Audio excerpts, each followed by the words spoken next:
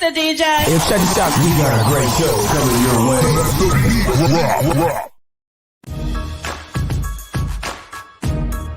From the ECSI Sports Studios, it's the Midday Market Report with Jeff Dawson.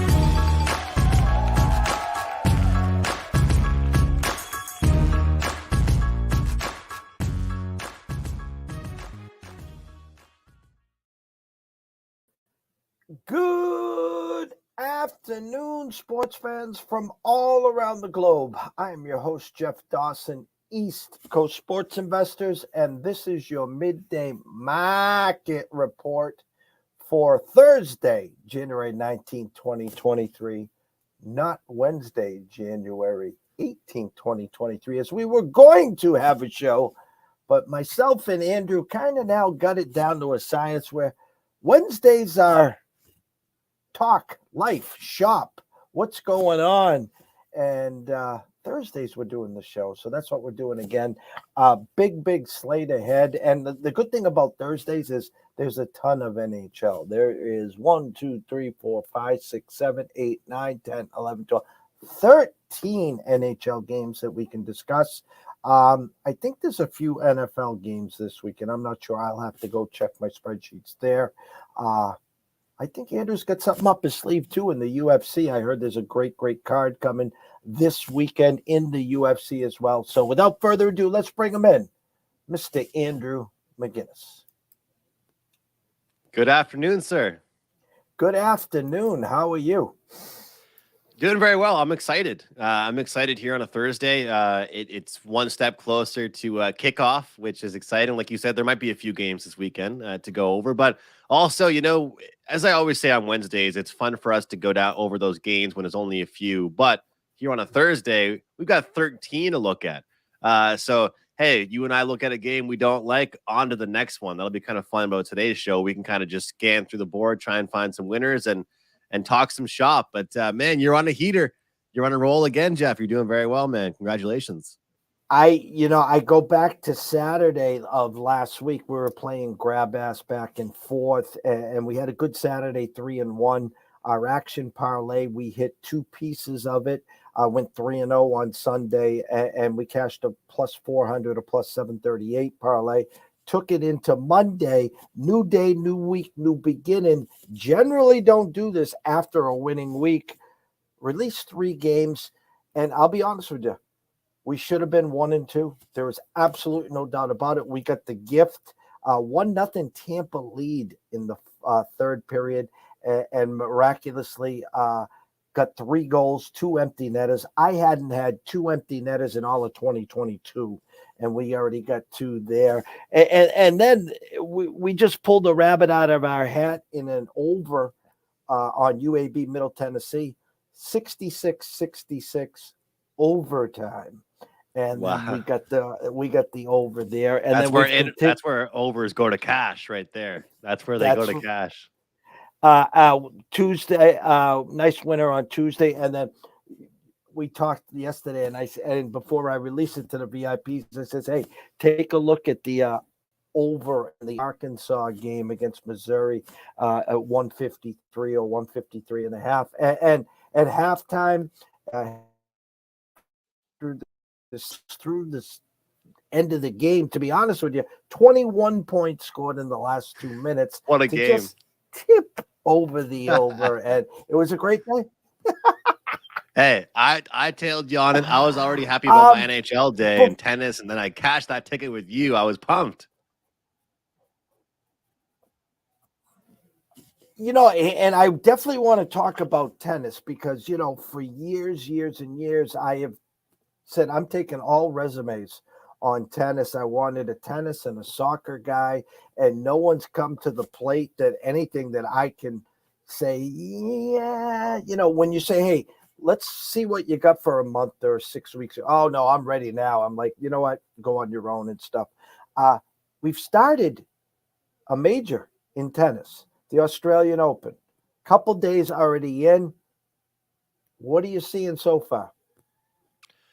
We have seen some upsets. That's for sure. We've seen some injury updates. You know, what's crazy about tennis and there's a great documentary actually they just released on Netflix. I think it's really worth a watch. You've got Djokovic that I released as a 4-star play to win the tournament at like minus 110, right? As a future, there's like 64 guys in there. There's all kinds of guys in this tournament. One guy, and then Nick Kyrgios, he drops out with an injury. And then you've got Nadal, he gets an injury, he gets upset, he loses. And so all these big name guys are dropping like flies. But I'll tell you, just like we talked about, backstage before we started the show about, totals and how you don't have to bet the sides to be profitable. What I've noticed, Jeff, is that there's been some very competitive matches so far in the Aussie Open between these guys competing, realizing, this field is wide open right now. This bracket is wide open. And I've had a better read on the overs than I have with the unders. But when you take a look at guys that are constantly in matches where you're seeing a ton of break points, a ton of 5-setters, you can look towards the over. And, all you're really asking for is a very competitive matchup, and on the girls' side, I still do bet the WTA, but I mostly just put in futures and kind of watch those ride out a little bit more. And I just find there's a lot of big favorites on the women's side as much. But when I look at this, I'm telling you, and these matches are going very deep. There was a match that was going on, I think, a few hours ago from like late last night. It was unbelievable. I mean, it went on for like 5 hours. So it's been a really good tournament. And I think that every single day I've tried to find my certain spots. I haven't really bet on the same people, more than once. And that's what's great about tennis. But I'm telling you, the totals, Jeff, with tennis are really where I focus my time on, because I think sometimes you can find a guy that, let's say, is an underdog.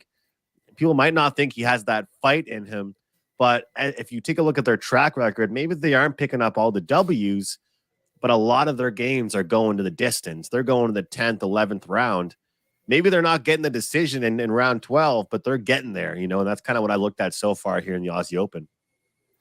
You talked about women's tennis. Hey, listen, I grew up way back, Borg, McEnroe. I was a big Lendl fan, Jimmy Connors, but listen, I followed Agassi. I like tennis. I really do. I enjoy actually watching tennis, believe it or not. And I look over to the women's side, and I look where tennis is now. And we had the U.S. Open men's winner. Probably it was right after Wimbledon. We were like, I think it was Alcaraz. It was, and we were going to grab him. And got fortunate in a couple matches, but basically he got strong and stronger.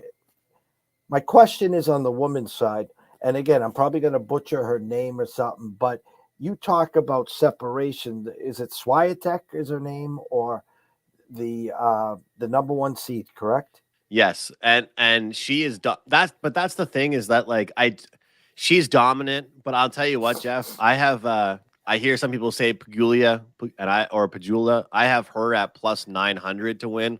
I just think when I looked at that field, and also there's you can bet quarters, right? In tennis action. So you look at the bracket, you're betting who's going to win each quarter, and you can get some really good plus prices on that, which is something I'm very interested in, because when you do that, you only have to hit one or two. If you're betting a couple different plus 200-300s, you're going to be able to cash in. But you're right. As dominant as the top three are in the WTA, I don't think it's the same anymore like it was with Serena Williams, right? I don't think you have the same as Novak Djokovic coming back for some redemption. You look back at what happened last year at the Aussie Open. Where was Novak? He was nowhere to be seen. And now here he is at the Australian Open. So it should be interesting to see. I have to ask you this question. When are the Bruins going to start losing? Like, seriously, that 6-8 game skid. I saw their record the other day, and I almost fell out of my chair. I mean, not that I'm taking them for granted. I just the wins and losses to me, it's like when the Celtics started out the year, 20-2 or whatever the stupid number was. They had already ordered the duck boats and the parades for the Celtics, and at least the Bruins Nation has been a lot calmer, because we know the past history. We know how hard it is to get out of the East, never mind raise the cup. But I'm asking you, you're an expert in the NHL. You watch a lot more of these games than I do. What's the secret to their success right now? Well, I think that one thing that has to be spoken about for the Boston Bruins is that they aren't blowing everybody out of the water, right? Like they have some lopsided victories. There's no doubt about it. But if somebody were to ask me to analyze this Bruins season, it would be overcoming adversity on a consistent basis. Whether there's been line changes, whether they're down 2 goals in the third period, whether they're heading to overtime, whether they're giving up lots of power plays and they have to kill them all off. If you look at just the standings and their record, you might think that this is the most dominant team we've seen in years. This is the new Golden State Warriors of hockey right now.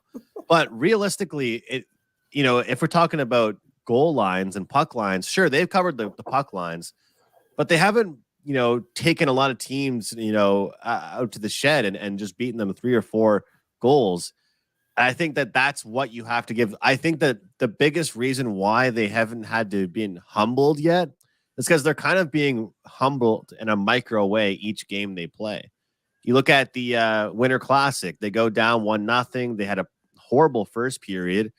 All of a sudden, Jake DeBrusk gets them on the board. They get going and they win that game 2-1, I think it was. So, like, a lot of their games have been very close, good goaltending with Allmark and Swayman. You know what's funny, Jeff? I was talking about this today.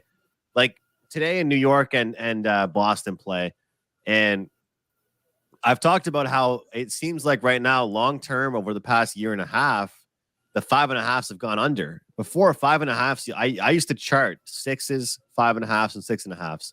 That was the one thing I was charting. I'm mostly a situational guy, but now the 5.5s go under quite a bit. And you look at the drop off from Allmark to Swayman. I mean, you live in Mass, so you know about how everybody loves Allmark now. But let's not just give no credit to Swayman. He still has an unbelievable save percentage, a goals against average that every team would love to have, right? And I think that combination of those two goalies is huge. But I still feel like an absolute bozo because at the start of the year, I thought that they were going to be so damaged from all their injuries. And look what happened. I don't think they really were affected by those injuries very much. And it's funny because the locals on 98.5, you can watch, especially Felger and Maz at 2:00 and Big Jim Murray. The one person that they think that has regressed the most this year is Swayman. And it's comical because Swayman was going to be the next guy. And last year they were bitching, yelling, screaming because how can you spend $6 million on Linus Ullmark? I mean, it's comical. And now he's the best goal. The Bruins got the best record in the NHL by a landslide. Well, not a landslide. But my point is they got one guy starting in the All-Star game, and that's their goalie. That's it. Yeah. I mean, there's no one else that made, and so it definitely is a head scratcher. Shout out to Marty Lowe. Marty, before you head on out, Roll Tide. Big year coming for you. I can feel it. And just an FYI, Bill O'Brien to the Patriots is heating up. So you heard it here. I don't know if it's going to happen. Maybe he'll get a better offer, but it's definitely heating up. And I told you since October or November, Marty, that it was going to happen. So we'll see if that happens. Awesome. And Jeff, we could argue that the Bruins are a lot deeper than some might have expected too. Last year in the playoffs, talk about props and the prop betting market, as I've talked about it with you on your show. And hey, in the playoffs, what I was doing last year was I would pick my team to win the round or how many games under over it would go. And then during those games, if I didn't have a side or total, I would just bet the props.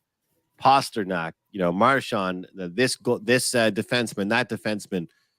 That isn't really the case anymore. And the reason why I'm bringing this up is that for anybody watching tonight, I like Taylor Hall over 2.5 shots on goal. I find that when teams play back-to-backs, a lot of times you see more of the depth pieces get action. I'm not saying Taylor Hall is some guy that's just deep down the depth chart. Don't get me wrong. But he isn't one of the big three, right? And a lot of times these big players, they have 3.5s or 4.5s next to their name when you look at the shot prop betting market. Taylor Hall remains at the 2.5 number. And I think it's really worth it for him to look at tonight, for him and the ice time I expect him to get. He's still out there on the power play too. And at that 2.5, it's something I like to target. I'm not saying you can't make money with these guys that have 3.5s. Look, Evander Kane had 7 shots on goal, Jeff, in his first game back. You think I'm worried about him and going back to him again? I might look at him again tonight. But Taylor Hall is a guy for me tonight I'm looking at. Before we get into the board, we know the woes that Toronto has had getting out of the first round. And I had them going to the cup, hoisting the cup. I had them in the Eastern Conference Finals with the Panthers. How did I do there? But we did have Colorado, and so it offset, and we made some money. The Lightning said to the East, hey, guys, not so fast. Here we come. And they're playing real, real good hockey right now. We talked about the Bruins. Toronto's playing real good. And I love what you keep reminding people.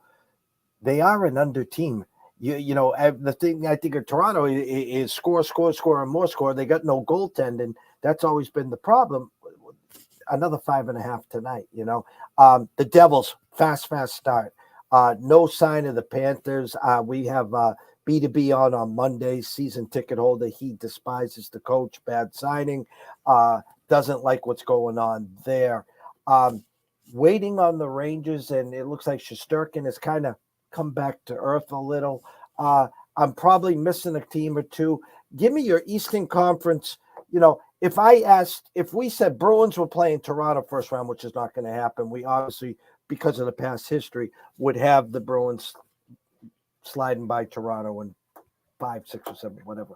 My question to you is, and I know I'm just making this up, but if it was round 2, Toronto finally got the world off their shoulders, would you take the price on the dog in Toronto in beating the Bruins in a 7-game series right now? I'd love to be able to give you an answer, Jeff, but I would have to kind of see how they played in that first round, you know, and I hope that's a fair answer to you. I would be tempted to it just because I think the most impressive thing about this Leafs team this year has been their defensive play, consistent goaltending, but also what was the big talk of the town last year? Austin Matthews, he's a scoring machine. He can't stop scoring goals. This year, he isn't even top 10. And I think they're a better team this year than they were last year. I said on record that I thought the Leafs weren't going to be as deep of a team this year. But you know what? It's turned out that they actually have spread out their scoring a lot more this year, which I think benefits a team come playoff time, right? That's what it's all about in the playoffs. Your big guys got to be your big guys. And on props, you can bet David Pastrnak and McKinnon and those guys over and make some good money. But you need to have players that are going to be able to score when it's you know, not going to be your top line on the ice. And that's why I always try to explain to my friends, because they chirp me because I get after them about the contracts over there in Toronto. And I say to them, this is what I say. I'm not saying these players don't deserve those contracts. What I'm saying is there's not just 3 or 4 players on a hockey team. That's what I'm saying. And if those 3 players could be on the ice for the 60 minutes, you might as well pay them $20 million each, right? But it's not the NBA. You can't just pay 3 guys and expect them to play 40 minutes a night, right? So I think I look at this Leafs team. I would, especially if we get a good enough price, Jeff. I would, especially if they get that you know, that monkey off their back. But you know what's funny is that I tweeted out at a couple of Leaf fans. I'm always messing around with them, but I said, look, guys, let me ask you this. Is it conference finals or bust for you guys, or are you happy with the first round? And a couple of them actually said I'm happy with the first round. And I couldn't believe that. I'm like, look, if you get a good seed, if you draw a good first round opponent, that can't be your prize. It can't be. That cannot be. And if honestly, I think Austin Matthews will probably just get the bag and he'll probably stay in Toronto. But if he doesn't win the first round this year, I could see why he'd want to leave. But also, if he doesn't even get to the win the second round, and you've got teams knocking on the door, or if Connor Bedard goes to Arizona, I mean, who knows what he wants to do? But I think that there's a lot to be discussed as far as that conversation. How good can your team be if they're only good in the regular season? Listen, and again, don't call me the expert here, but I think the last time the Bruins were the President Cup winners, they bowed out in the second round. I know the President Cup, so it's a jinx. It's a jinx. It seems like. Just ask the Panthers that last year. Yeah. 13 games. You can take it away, go wherever you want. We got a lot of guys watching and listening. Break down some games, talk some props, wherever the hell you want to go, Andrew. The board is yours. Well, let's circle back to that Maple Leafs and Jets game. My free play of the day that I did a little small write up on, and I talked about on our show today, was the under. But it was at 6.5, Jeff. Now it's at 6 at most shops. You can try to shop around and get that one spot that you like, but it's very simple. I think 9 of the last 10 games on the road for Winnipeg have gone under. 14 of the last 17 games overall have gone under. And this is a Maple Leafs team that was off an absolute, for lack of better words, a shit show against the Florida Panthers. I mean, this was a team that we just spoke, and I said how I've appreciated their defensive style of hockey more this year. I've seen their defensemen stay back more, let the forwards do the work. Their PK has been very solid. They've got a good duo with Samsonov and Matt Murray, and they're coming off a game like that. And I think you and I both agree with this, is that teams are having, they have games circled more than they might have another game circled. There's a reason why the Leafs always lose to the Coyotes. Are they mentally weak? Maybe they are, but guess what? They do not care about that game. And I think it's not a good look on the team by any means at all. You know, why did Montreal beat Winnipeg the other day? Well, Montreal played a good game, but Winnipeg probably just didn't care. It doesn't affect them. I'll tell you what, they will care in this one. Even at the 6, I like it. I loved it a lot more at 6.5, but I think we can get an under in this one with two talented teams, two talented forward groups. Everyone wants to bet the good games, the competitive games over the total, and I'll look the other way when it comes to this. So that's one play I like, Jeff. Scrolling down the board a little bit, taking a look at a game a little bit later in the night, Tampa Bay visiting Edmonton. I talked about how Edmonton's got a pretty good schedule in the second half of the season. Obviously, this one isn't really a great spot against another team that's so great. 3 straight Stanley Cup visits for the Tampa Bay Lightning. But I'm going to side with the home team. To me, the home ice plays a huge factor here. Tampa, they are on a road trip. They have been playing very well. They're off a game where they scored pretty easily, scored a bunch of goals. They're on a back-to-back. You know, they beat Seattle. They win last night. I think this is a game where Edmonton says, here we go. I'm waiting for you. I'm ready. And I talked about the Evander Kane prop to you just briefly about how he scored. He had 7 shots in his first game back. 7 shots and I think 11 shot attempts. You think that guy's shy? But you know what? His point prop is minus 135, Jeff. And that's where I want to go. He didn't get a point in the last game he played, but he had 7 shots.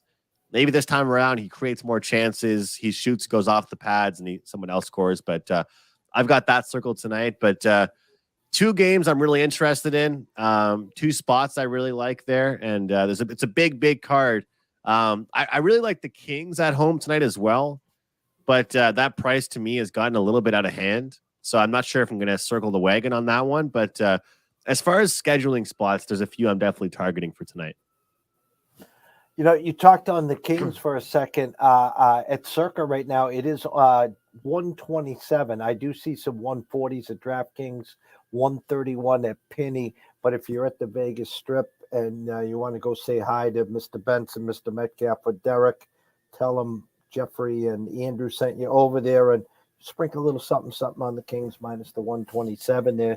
They're shopping a nice sharp price over there, 13-cent different than it is at DraftKings. I want to circle back to that Tampa Edmonton. I reached out to you last week, I think it was, and I was like, you think it's about time to grab some of those Oiler futures? I mean, they were scoring field goals every period, it seemed. They were getting touchdowns by the end of the game. McDavid is just in a whole nother world.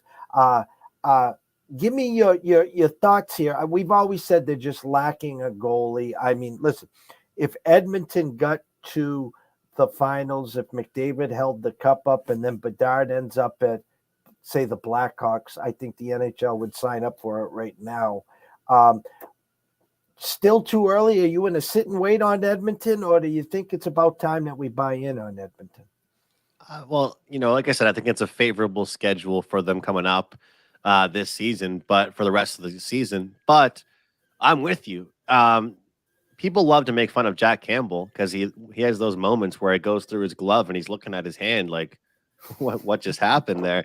And he kind of sets himself up for those funny videos and pictures. But between him and Skinner, they've actually played well, Jeff. A lot of the games have gone over for the Oilers recently, but guess why they've gone over? Because, like you said, they're putting up a touchdown in a lot of games. It's not because of them anymore, right? So I think that that's a point to be made. I think what is it, like 6 or 7 straight overs for them, though? I think it's at least 5 or 6. So, yeah, I think it's time to look at it. I think especially looking at them in their division, I think you're getting a reasonable price. I was just looking at the conference. Let's see what the division. I don't know if you know it, Jeff, what it division winner. Yeah, so they're plus 500 because the Golden Knights have such a good lead. It would be pretty crazy to see the Oilers just go crazy because the Vegas Golden Knights actually have quite the opposite of the Oilers. They have a tougher second half of the season. But let's take a look at the conference here. Conference winner, Oilers 12-1. So that's not too bad. I think that can kind of get you out of the bed in the morning. Winnipeg is 14-1. I wanted to ask you about this. I know you asked me my thoughts, but what do you think about Winnipeg at 14-1? Because you know what I realized, Jeff?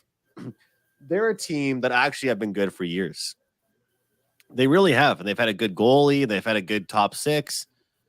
Montreal swept them 2 years ago in the playoffs in that North Division, where pretty much everybody said if Montreal somehow beats Toronto, they're going to lose anyway. When Tampa Bay first started to get good, they lost like 3 straight years in a row in the playoffs. Columbus swept them, which was shocking. Is this the year Winnipeg could be ready? Maybe it is.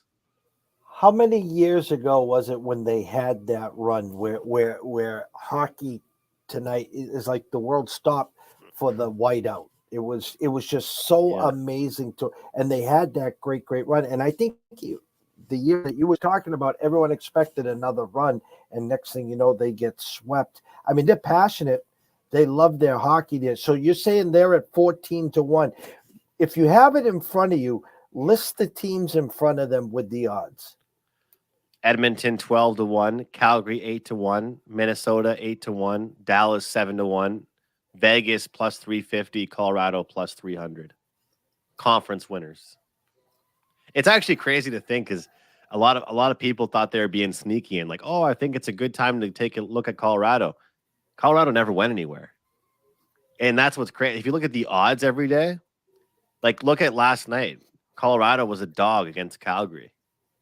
But you take a look at, Calgary being 8-1 to win the conference, Colorado being 3-1. It also goes to show the power of Landeskog, right?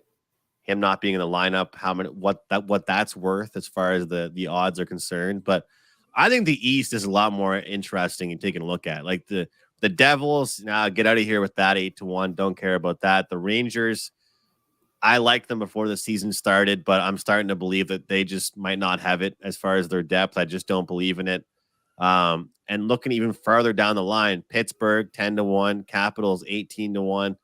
I mean, it's hard for me not to look at Pittsburgh, and I cheer them on every year because I'm a Crosby fan, being from Nova Scotia, but I've actually never really bet on them. I've always, let's be honest here, besides that run that Montreal made, they haven't really been in the playoffs much. So the Penguins have kind of been my team, Jeff, but this is the first year where from a betting standpoint, I think there's some value on them because they're going to draw pretty good. It's kind of like what you said to me last week about the Dallas Cowboys. They're going to draw a tougher-ish opponent in round 1. Like they're going to be a team that has the vets and has played very well. And I know that I guess it's not really the best example with the Cowboys because they're favorites, but because Pittsburgh will be underdogs here. But you get my point. You get through that first round, and all of a sudden those big odds you have are worth a hell of a lot. And I think Pittsburgh's the kind of team that has the experience. They have the pieces. All they got to do is get to the dance. They're going to meet some girls when they get there and have a great time. They just got to get to the dance. And I think if Pittsburgh gets there, they could be a dangerous team. And Carolina, look, I've bet on that team every year the past 3 years. Watch this be the year they go to the Cup Finals, and I haven't bet on them yet. We'll see what happens. That was my question. What is, I assume Carolina, the Leafs, then Lightning. What are those three? Yeah. So Bruins, Carolina plus 450, Leafs plus 550, and the Lightning 7-1. You know, how funny would it be if the NHL started turning into the NBA and the Lightning went back again and played the Colorado Avalanche? That'd be 4 straight years for Tampa. That Wouldn't shock me. Wouldn't shock me. So if you wanted to get into the futures market right now, you're never going to get, I mean, as bad as banged up as Colorado is, you're never going to get better than a 3-1 price unless one of those or both those guys were ever out for the rest of the season or something. Then you would see they're not moving the 3-1 number. It doesn't matter. The Bruins, they're not going to move that number. So is it time to take your trifecta there? Again, you're looking further back with the Penguins at 18-1, but does Carolina or Toronto or the Lightning, to any of those scratch an itch, or are you saying, no, let's see how this goes. Let's wait till mid-February at the All-Star game and let's see where we're at. It's hard not to look towards Tampa. It's really hard not to, especially at that price. I mean, from a gambling perspective or investing perspective, that's the number you want to look at. That's and this is a proven team, right? Like we're getting better odds on them than we are on a Maple Leafs team that has choked every year since I've been alive, so that's kind of that way I looked at it as far as the odds are concerned. But and you can look at all kinds of different trophies and things like that. One thing that's kind of funny is the President's Trophy winner. Guess what the odds are for the Bruins to win that?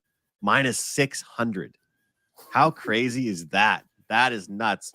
I found one that I liked, and you might think this is kind of funny because I don't usually say this. I don't usually give out picks of this, I guess, high of a price, Jeff.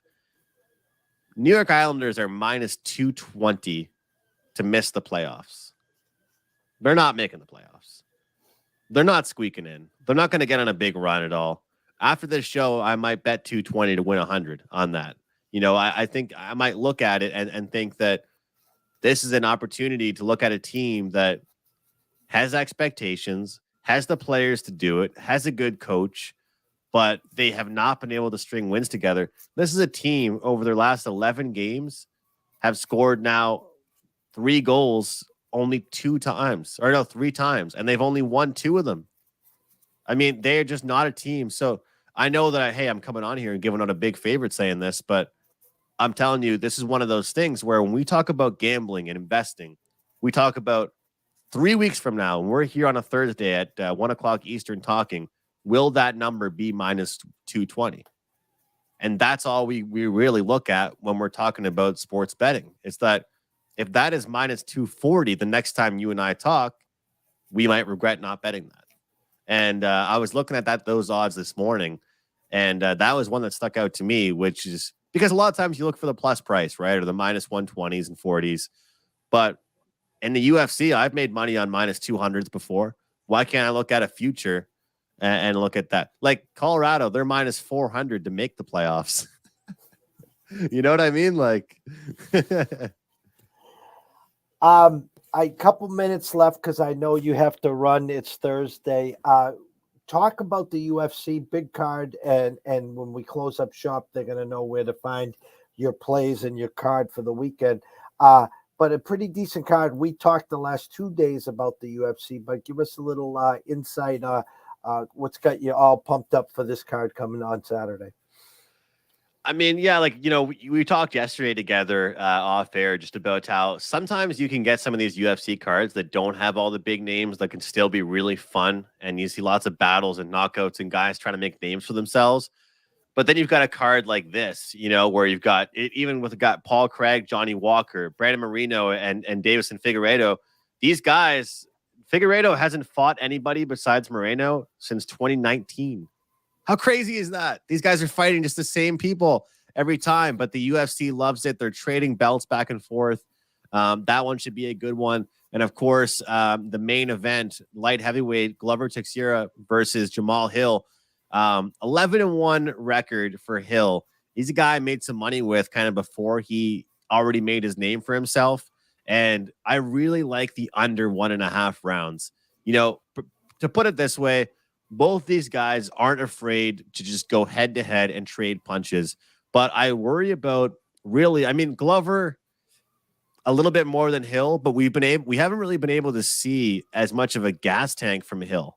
We really haven't. I mean, this guy, when he goes out there and they start the fight, he's out there, knockout hunting right away. He's looking for that big power punch. And I think that could really hurt him if he gets caught. I think that he could probably find himself in some tough situations. But Glover, I don't know if he's seen someone like Hill in the past little while. I think you look at the past couple of fights that he's seen, he's looked at guys that are comfortable on the mat, guys that want to pace things out a little bit and go the distance. Jamal Hill's going to bring a level that Glover's going to have to match up with. And usually when you bet unders in fights like that, you're getting like a minus 140 or 50.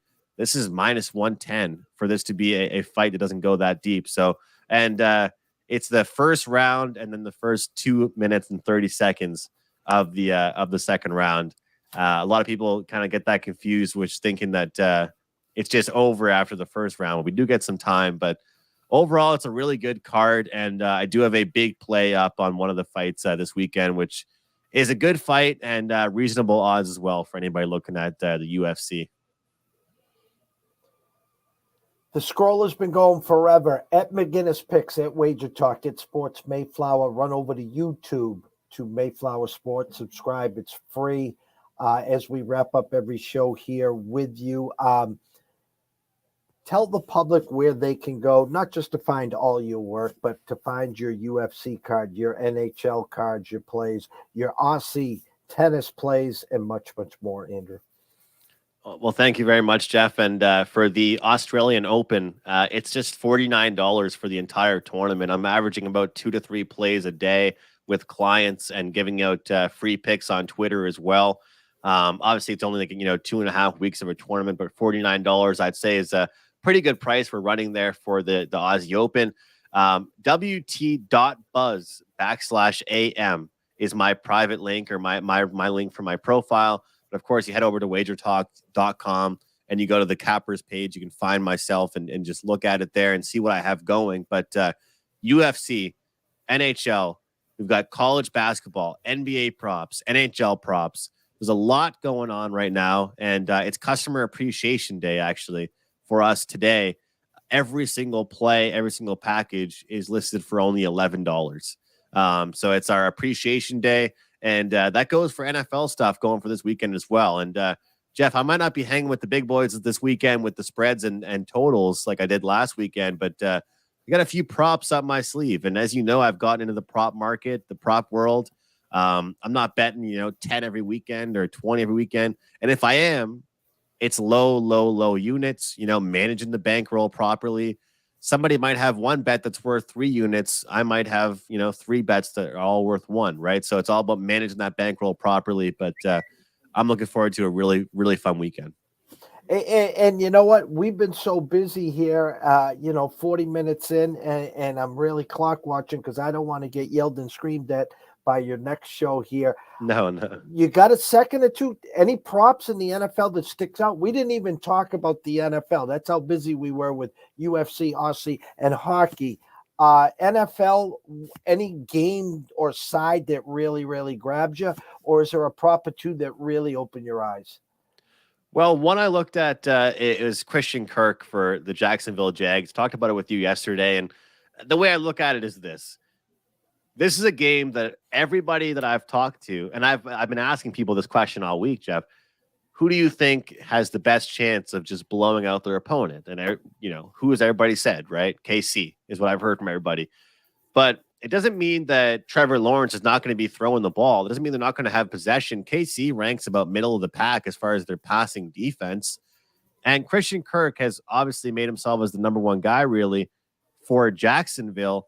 But his number is 64.5. Most number one guys have 75, 80, 85 yards under their name. And I understand people are expecting KC to have long drives, KC to have the ball a lot, Patty Mahomes and Travis Kelce to have the ball quite a bit. But that's what I'm looking at. I'm looking at Trevor Lawrence over on his pass attempts. I cashed a ticket with Geno Smith. I cashed a ticket with Tom Brady. What do both those guys have in common? Well, they both lost, and they're both were underdogs. And a lot of times with these underdogs, you can see them throwing the ball quite a bit. As far as the Dallas Cowboys, I got to keep going back to Tony Pollard. I don't think his number is high enough. You talk about that split with Zeke and Pollard. Man, I think whatever money they gave Zeke, they should have given that to Pollard because Pollard's the workhorse, man. He does a real good job. But I'm pumped up for the weekend, and I'd say that Christian Kirk one is one I definitely want people to get onto. At McInnis Picks at Wager Talk at Sports Mayflower. Always great to talk to you Wednesday and Thursdays. We got some stuff brewing down the road. Before you know it, we'll be talking CFL again. We might be on the air maybe twice a week. We could be doing some Twitch stuff. We could be going live at the Improv. Who the hell knows? But yes, if you stay tuned here, you're going to get some great content. Hopefully a lot of winners, little entertainment, hopefully a lot of educational. So for myself, Jeff Dawson, ADC Sports Invest, the one and only Andrew McInnis at McInnis Picks, you guys got the Aussie Open, the UFC, you got NHL, you got futures, you got some NFL props. I think we did it all in 42 minutes. So go have an afternoon, and we'll see you soon. Thanks, Jeff.